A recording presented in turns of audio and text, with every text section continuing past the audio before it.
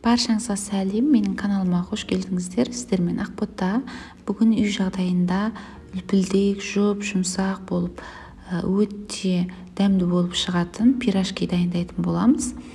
Міндетті түрде менің каналыма жазылып, лайк басып, комментарий қалдыруды ұмытпаңыздар. Бірінші кезекте ыдысымызға жылы суды құямыз. Тұз және де бір ас қасық толық қантты саламыз. Оның үстіне 10 грамм ашытқы, яғни дрожжи саламыз. 3 ас қасық сұйық майды құйып, лопатканың көмегімен араластырамыз, бір-бірімен толық араласып кеткенге дейін.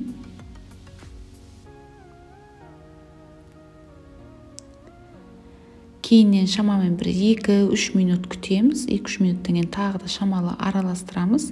Онды алдын ала өлшеп қойдым.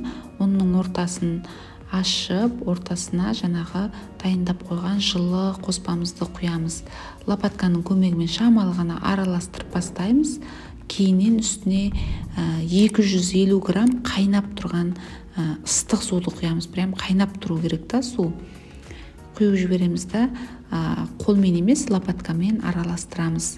Яғни қамыр өз-өзін жинап, илене бастайды. Кейіннен қолымыздың көмегімен қамырды жақсылап басып илейміз. Бізде жұмсақ, қолға жабысатын қамыр шығады.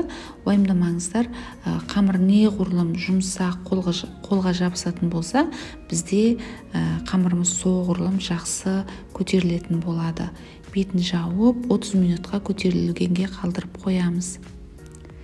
Ішкі салмасына мен картошка және де пиязды қолданатын боламын.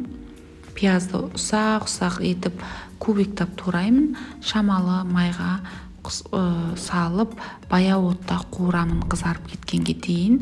Картошканы қайнап тұрған суда пісіріп аламын. Піскен картошканы езетін боламын.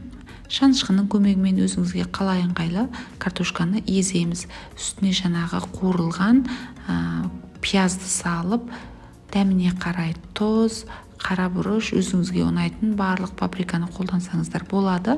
Мен тек қана тұз бен қара бұрышты қолдандым. Картошкаға майды құйып керек емес.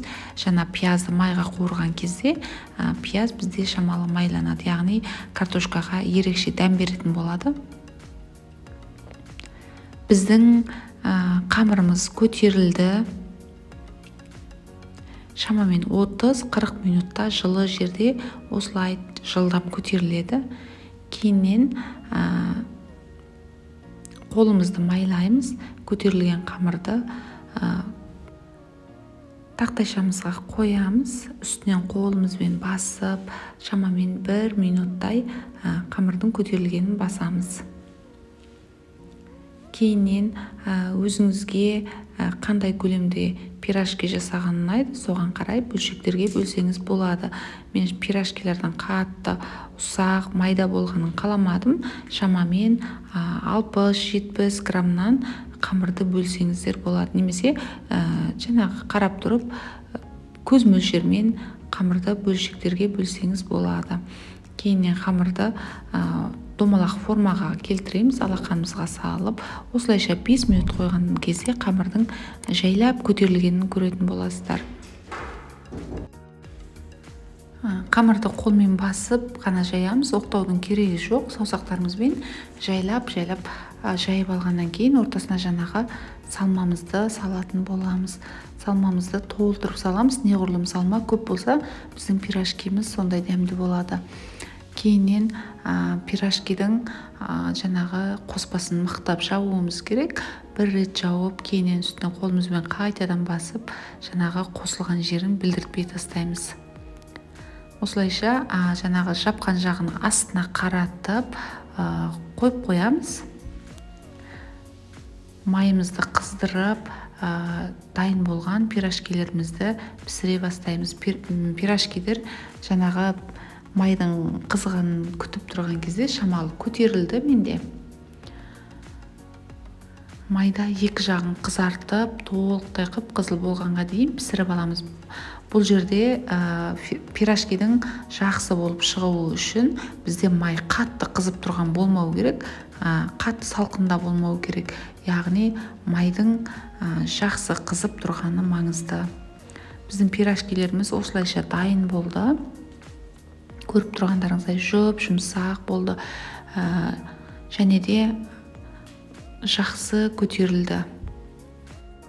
Менің каналыма жазылмаған болсаңыздар, каналыма жазылуды ұмытпаңыздар, және де қоңырауды басып қойыңыздар. Мен келесі видеоны салған кезде сіздерге ескерту келетін болады. Осылайша менің келесі рецептімде жүздескенше.